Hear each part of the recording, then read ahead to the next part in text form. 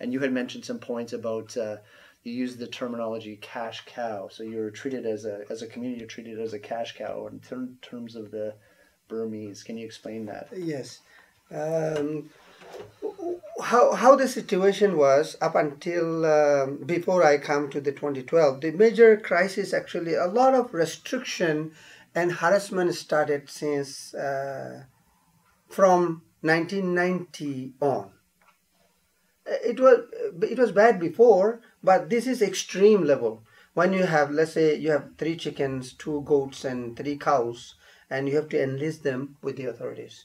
You cannot sell a chicken or a goat on your free will. It is on your own thing. So you have to get permission, plus you have to pay some portion to that. And one dies and you have to pay, compensate to the government. Even if you lose a cow? Yes. Oh. So that was ridiculous. And again, it was not law. There's nothing written. But they can do anything they like and nobody will go and make them, hold them responsible for the crimes that they commit. So, and since I was young, I have seen when you go to a marketplace to sell things, or you have some sort of a watch or something valuable, or let's say a pair of nice glasses, sunglasses, they will just take it away. That's it.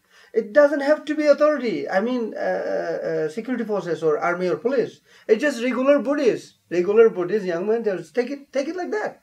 Okay, so if this happens, I'm assuming that you would, if you reported this to the authorities, nothing would really get done. No, they say, okay, who the hell you're, come to report me? Report here. You're not from this country. You're garbage or something. They use very, very rude, derogatory words to tell, to describe, to kind of swear at you. So that's what the situation. As if life, being a Muslim, life is really unbearably miserable. So that's what I remember I witnessed. And I would like to give this young man a chance to, because we were gonna after 1990, immediately he had to flee. He was probably quite young, and then he will describe some, whatever he remembered, plus the situation in Bangladesh. Yeah, and since Brother Anwar kind of covered a lot of the history and a little bit of his personal story, so if you can maybe kind of give us the same idea, what your kind of family and history was in terms of what you had to go through. Yeah. Before I want to go to my history, what I have been faced in Bangladesh, I want to point out a little bit, like as he said, everything we have, cattle, chicken, we have to be counted and reported to the government. So if we lose one chicken, we have to report it. We have to find them. Why? We have to find because we lose the cow, because we lose the chicken. Even if a child is died, even if I have a family member died, I have to pay to the government because my family member is dead. Okay. And even a cow, a house somehow accidentally got fire and burned down, we have to report to the government and pay the money because I have got my house is burned down. Okay, so they charge you a fine for, and they charge bad me things a fine because my house is burned down. Even though I am feeling bad because my house is burned down accidentally, and on top of that they're saying you have to pay. Otherwise, there is something else. Either they will take me to detention or jail. Actually, housing burn, the fire fine is huge. And you will be taken to jail if you don't pay. It's like huge, mean a lot. Yeah. Okay, so in this case, pay, you have to either go to jail, detention, or leave the village to somewhere else. You cannot be at the village. You cannot be in your home, or you cannot be around there. Okay, yeah. Sorry, I don't want to interrupt, but I just for clarification. So when you talk about this, is this, again, you kind of mentioned, so this is not like it's just more like I almost kind of want to say in the Western perspective, kind of a mafia type, mob type thing, where it's not a legitimate authority, it's not law, but they fine you for everything that they can think of. Absolutely. You lose you pay us a protection fee. In the meantime, at some point, the government ordered to the headman of the village, I need 20 chick roaster or 10 roaster within this night. The village headman must have to collect those roaster and give it to them. If he don't give, the government will be, the police or whoever order him, he will be angry, he will fine him, and he himself with the military come to the village and take whatever they see, like cattle, like goat, chicken, roosters, and they take away. Right now I said like, so government order to the headman. Sorry, what do you mean by a headman? Headman means we have village head. The village head. Oh, okay. So like a chief kind of. Yeah, village chief. And then okay. Government say, okay, from your village, I need 20 roaster tomorrow. Or 2 days You're after. paying a fee again. Or this much money and this 2 goats. Okay. So they have the chairman or the headman must have to give, collect those things and send it to the government. If he doesn't send, the next day the military will come and take the person. Take everything. Take whatever they can. Whatever they can. Take whatever they find in the village and in the rice field. So they take all of them, and they also find the village headman. So you have to pay this amount of money because you didn't follow our order. You didn't respond what we order you. Okay. So can you, in this situation, would they deliberately target individuals, or would they do it kind of on a village scale, or is it different every time? When the government order to the village headman, he managed to, like, he called the village people and asked whoever so everybody doesn't have cattle, chicken. Whoever have, they says, okay, we need, the government order me to give them 10 roaster. I need to collect it within 1 day or maybe 12 hours. So whoever can give it, they take it. If nobody says, oh, we don't, nobody say anything, they says you have to give 2, you have to give 1, you have to give 1. Okay, so either you have the option of working together as a community, or else then they start to the headman. And when you say the headman, is this somebody within the Rohingya community, or is this the Burmese Most side? of them headman is from the Rakhine community. Okay. The second or third from the Rohingyan community. Yeah. Or maybe 4th. Which means, let's say, chairman. Chairman is Rakhine, Buddhist. Yeah. And then general secretary or 3rd, 4th position, they're Rohingya. So I don't know if you understood the reference that I made, but we call it a racket, or right. Yes. You basically have somebody who's in charge of the neighborhood, and they extort basically what you're talking about. They're extorting things from you, and they find ways to make you to constantly pay. Where you can't pay here, fine. There's a fine here. We'll make it easy on you, but now you have to give us 5 chickens or 5, or whatever.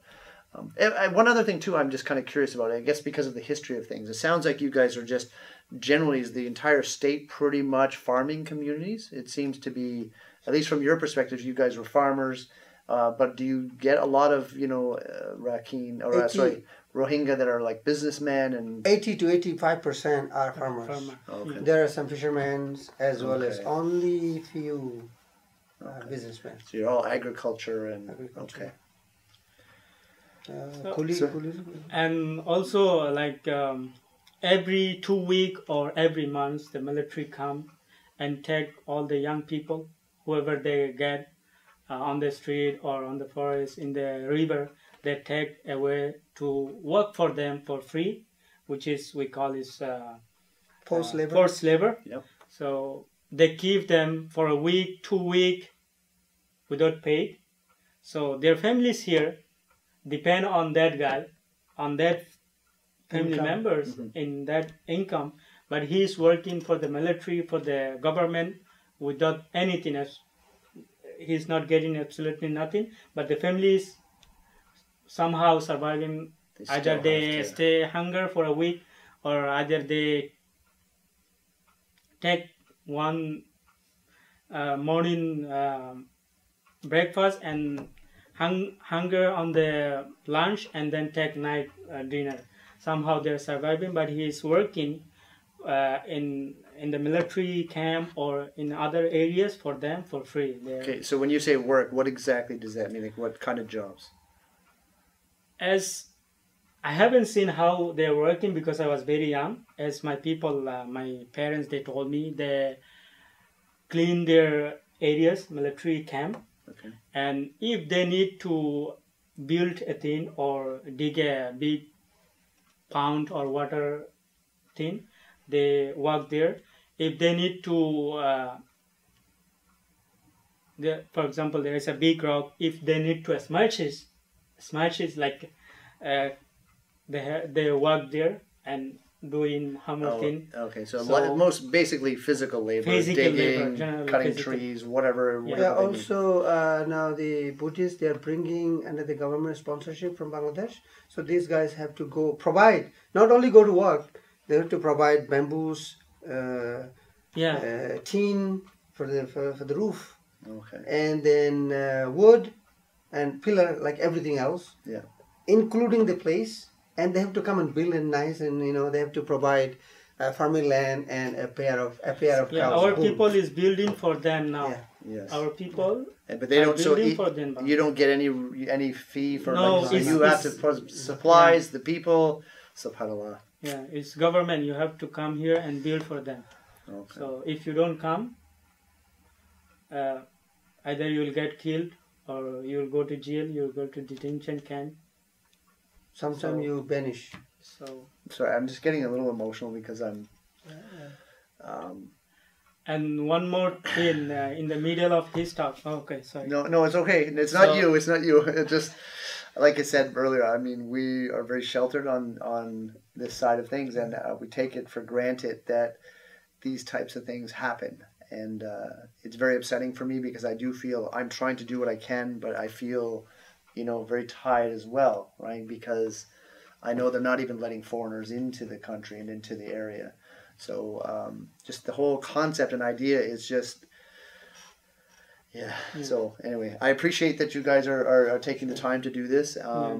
And this is why I'm hoping that other people will understand. So I think today we can kind of sort of finish a little part he was going to say. Yes. The marriage part is extremely horrible. He's going to describe very soon. Okay. Maybe another time we'll come and finish the other. Yeah, I mean, I would like to do this again because there is so much to talk about. There's obviously, we've been talking about a lot of facts and figures and history, and there's been a little bit of stuff, but I would also like to maybe in a future conversation discuss more of those, like how you were affected in terms of, family and friends. You still have family there as well.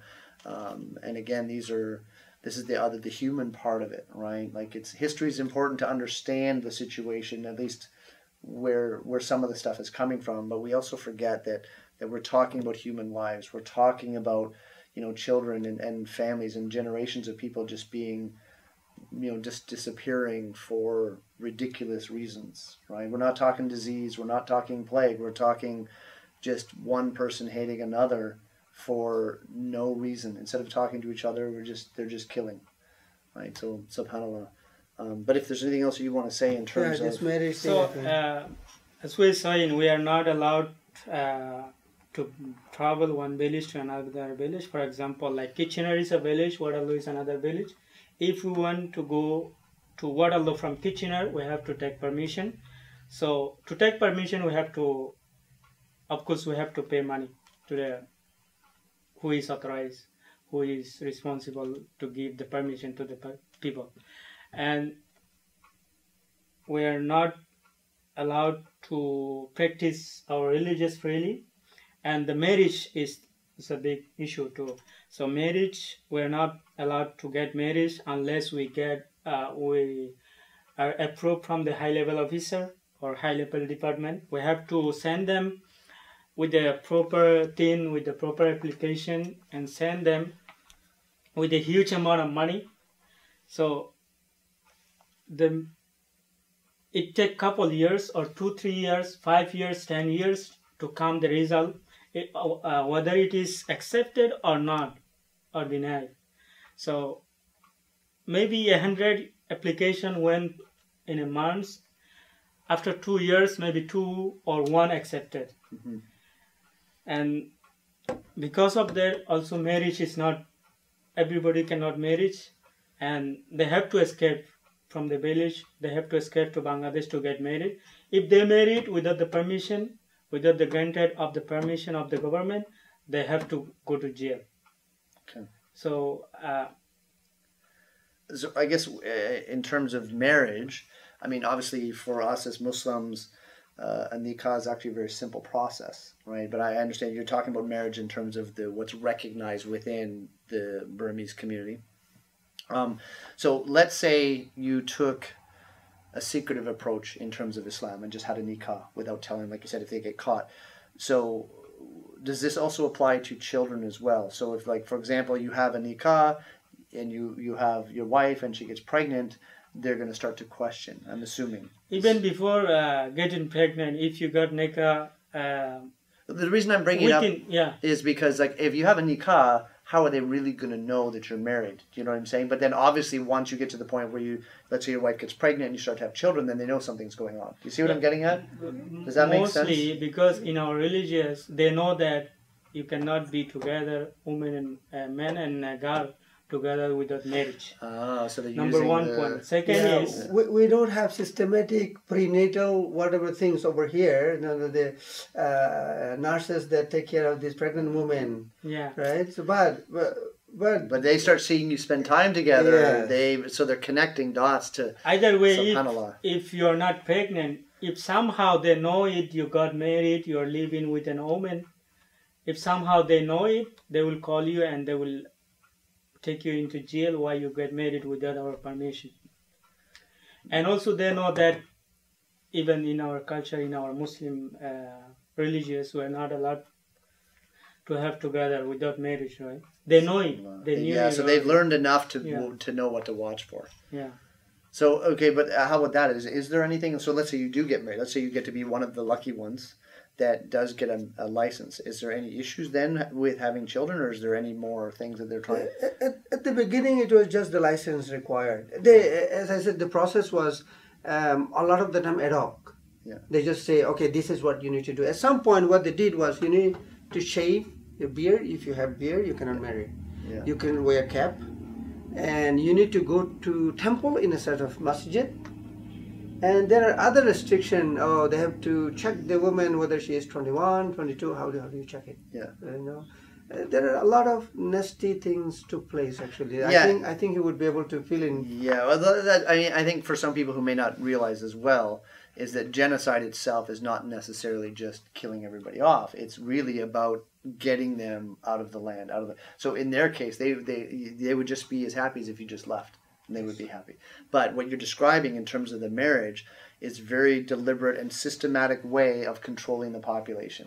If you can't get married, then you can't have children, right? And so they're putting all of for everything you're describing is they're destroying you guys economically. They're destroying you in terms of the family structure, not allowing you to have that connection, to have children. Like everyone on the planet has that right to marry and have children, right? And they're taking all of this away, and it's just a systematic process of controlling the population, reducing it. Like you said, they burn the village and they take over. So, yeah, as brother says, before it was not like how many children you can take after marriage, but right now they're saying you can have only 2 kids. So if I have only 2 kids, how can I control? Because I don't know. Most of our people, they're illiterate. How can they control the after 2? How can they control? They don't have birth control. They don't have any idea how they control them. Yeah. Right. So you guys are. So I'm assuming that the law of 2 doesn't apply to the Burmese. Just, No. Just only us. Yes. Only Rohingyas. You have a limit on how many children you can have. Yes. So what would happen in a case that, because as you're saying, you don't have finances, you don't have a lot of education, so you don't understand, I'm assuming you don't have access to birth control, condoms and yes. Birth control pills and so on. Probably most of our people, they don't know what is condom is. Yeah. So what would happen? Not even. Maybe I know because I am here in Canada. Yes. But in my country, if I ask an educated man, maybe he will not know. what it is. Okay, so then if you have two, for example, children, what happens if the woman gets pregnant with a third? Well, like what action would they take? They cannot kill your child in front at that time. Not now. I'm not talking about them. They cannot kill your child in front of you. So what you can do, you can go to the camp and pay them a huge amount of money, and you solve your problem. So they take the child for you. Is that what you mean? Not child. No, you can have the baby, but the money. You have huge amount of money. Oh, so you can have three through. Okay, if you have the wealth, then you can. Have more than one child. Through bribe. Okay, but so what if you don't have the wealth? The reason I'm asking this question is because I'm kind of curious, because you said there's a 2 limit. So what would they do to kind of enforce that 2 limit? And what kind of penalties would they put on you guys in terms of, let's say your wife accidentally got pregnant with a third? What happens? Most of our people, they have, if they don't have, at least they have some what is called land. Land. Cows, land. Cows. So some form of because wealth. Most of our families, they're farmer. They at least have a land, cows. They have to sell it and pay to the government. Okay. So if you don't want to pay to the government what they are demanding, you have to leave the country. Okay. So either in Pakistan, Bangladesh, in other countries. So if they find out you have a third child, then you have to, leave the country. Either pay a massive amount of. Any ideas what that would be? Like you half your farm, your cow, like when you say a lot of wealth, I guess it's. So whatever you have, basically, these are not, as I said, these are not written law anywhere. You cannot find it. It's extortion. It's just extortion, basically. They see systematic extortion. They're doing everything, maybe multi-pronged. Let's say 20 different things they will do. This doesn't work, we'll do this, and this, and this, and this. So they will do everything to drive you out. Yeah. Or you will die there. Yes. So, again, I'd like to actually tell the audience that we are just not, saying things, as we would like to say, out of the blue. No. Yeah. You don't, in this day and age, you just Google.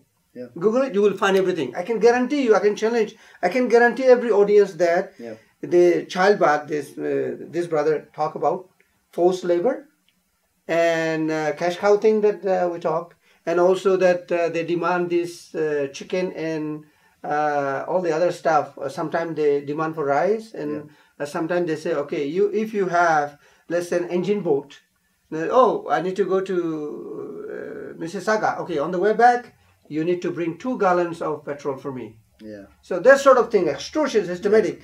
These are, if you Google, a lot of them are recorded systematically, very well documented record. You will find with Amnesty International, Human Rights Watch, and UNHCR, and some other reputable NGOs. So I guess not to get too personal, and if you're not comfortable, you don't have to answer. But I don't know how long you've been in Canada. Have you been able to come here and maybe get a wife, or are you still? Yeah, I have. I brought my wife here. I sponsor her. So did you get a wife there, and did you manage to go through the process there, or is it something that happened? I married from Bangladesh. I'm not allowed to go to my country anymore. Okay. Even in travel document, they says you cannot go to Myanmar. It is written on the travel document, but not in passport. But I'm scared to go there because if I go there, they look at me. I'm Rohingyas, right? I don't speak Burmese. Even right now, they're killing everybody whoever they see. They don't want to see what you have in your pocket or you have any document here. They kill everyone. So if I go right now, they might kill me. They will not check my passport or anything. Yeah, and we discussed this earlier where there's a clear distinction, even visually. You can see that there's the Rohingya tend to be more of the Bengali Indian complexion. And yeah, that's what I was want to bring during his talk. So even they're saying, the Burmese government, they're saying we came from Bangladesh, we're Bengali, even though we're living in Arakan state for generations. Ancestors are living for 7 centuries. But they're still saying we come from Bangladesh, we're Bengalis. But even in 1978, refugees, they talk that they somehow convinced the Bangladesh government, convinced Myanmar government, you have to take these people. They took us as we are people of Burma. Again, in 1992-91, more than 270,000 people fled to Bangladesh, and again they create a thing, and they take, okay, Myanmar government said will accept some people from that amount, 270,000 people. So 270,000 people. So they says, still they are saying we're from Bangladesh, we're from Bengali, but they are accepting us as we're from Burma.